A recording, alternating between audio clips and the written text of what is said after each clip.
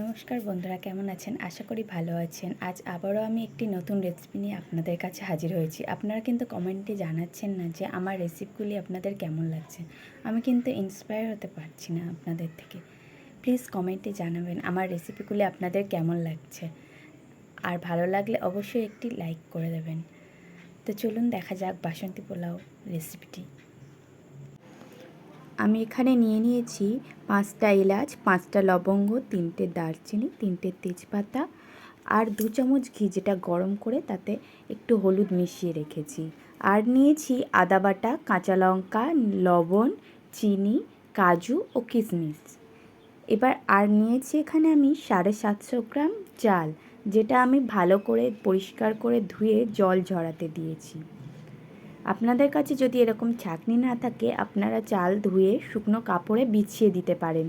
এতেও চালের জল পুরোপুরি টেনে নিয়ে নেবে, শুকনো ঝরঝরে হয়ে যাবে চাল। দেখুন আমার চাল একদম শুকনো ঝরঝরে হয়ে গেছে। আমি এবার এই চালে দিয়ে দেব আদা বাটা, যেটা আমি বেটে রেখেছি। 2 চামচ পরিমাণ আদা বাটা। এবার দিয়ে দেব গরম করে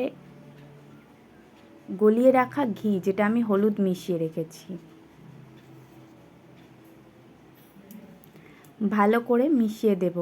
এমনভাবে মেশাবেন যেন সব চালেই হলুদটা লাগে আর আদারও ছিবড়ে ভাব না থাকে। এবার এইটা ভালো করে মেশানো হয়ে গেলে ঢাকা দিয়ে রেখে দেব 20 মিনিট। এবার আমি একটা হাঁড়ি নিয়েছি। আপনারা চাইলে কড়াতেও পোলাও করতে পারেন। হাঁড়িতে আমি দিয়ে দিয়েছি 3 চামচ ঘি। ঘিটা একটু পোলাও বেশিই লাগে। এবার আমি দিয়ে দেবো এতে একে একে তেজপাতা, লবঙ্গ, দারচিনি ও এলাচ দিয়ে ভালো করে নেড়ে চেড়ে নেব। যখন এই ফোড়নের সেন্ট বার হবে, তখন আমি দিয়ে দেব কাজু বাদাম। কাজু বাদামগুলি আমি ভালো করে ভেজে নেব। দেখুন কাজু বাদামটা একটু বাদামি বর্ণের হয়ে গেছে, অর্থাৎ কাজু বাদাম ভাজা হয়ে গেছে। এবার আমি দিয়ে দেব কিশমিশ। কিশমিশটা আমি অল্পই ভাজবো, বেশি কড়া করে ভাজবো না। কাজু কিশমিশ ভাজা হয়ে গেলে আমি দিয়ে দেব ম্যারিনেট করে রাখা চাল।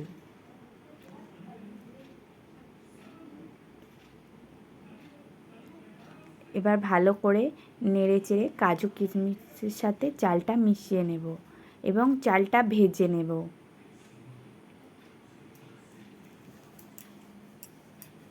প্রথমবার যারা পোলাও করছেন তারা কড়াই ব্যবহার করবেন, তাতে আপনাদের চালটি ভাজতে সুবিধা হবে।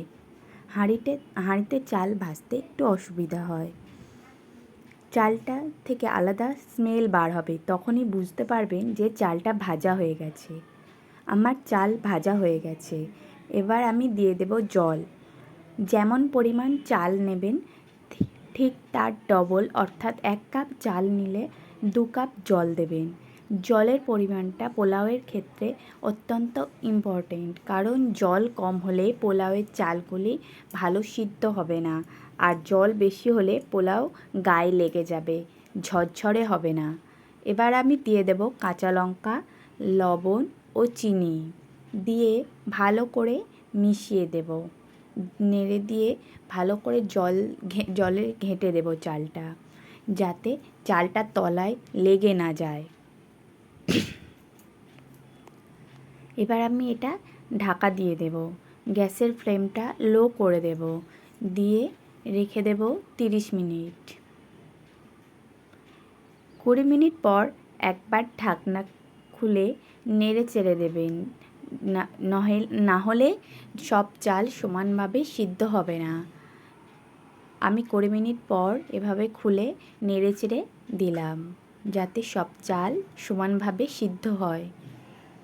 বেশি ঘাঁটবেন না, তাহলে চাল যেগুলি সিদ্ধ হয়ে গেছে সেগুলি ঘেঁটে যাবে। আবার আমি ঢাকা দিয়ে 10 মিনিট রেখে দেব।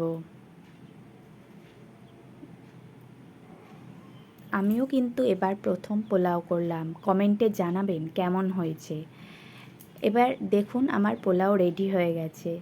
আমি এবার গ্যাসের ফ্লেমটা অফ করে দেব। পোলাও হয়ে যাওয়ার পর গ্যাসের ফ্লেম অফ করে দিয়ে 5 মিনিট রেখে দেবেন। তারপর সার্ভ করবেন বাসন্তী পোলাও।